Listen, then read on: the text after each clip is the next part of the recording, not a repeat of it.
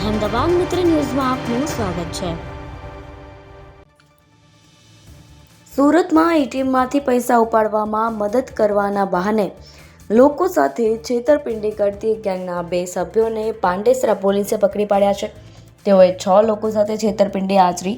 પોલીસે તેમની પાસેથી 10,000 રોકડા અને વિવિધ બેંકોના 15 એટીએમ કાર્ડ જપ્ત કર્યા છે।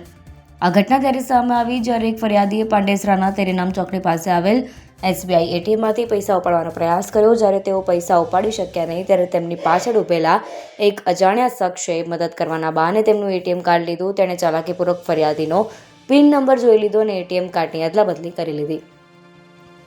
તેણે ફરિયાદીને નકલી કાર્ડ આપીને કહ્યું કે પૈસા નીકળી રહ્યા નથી। આ પછી આરોપીઓએ ફરિયાદીના અસલી એટીએમ કાર્ડનો ઉપયોગ કરી અલગ અલગ ટ્રાન્ઝેક્શન કર્યા અને 38,100 રૂપિયા ઉપાડી લીધા।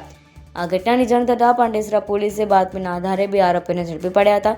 આરોપીઓની ઓળખ રાજકુમાર નંદકિશોર પાસવાન અને રવિકુમાર વિરેન્દ્ર પાસવાન તરીકે થઈ છે। બંને નવસારી રેલવે સ્ટેશનમાં મજૂરી તરીકે કામ કરતા હતા અને મૂળ બિહારના મોતીહારી જિલ્લાના છે।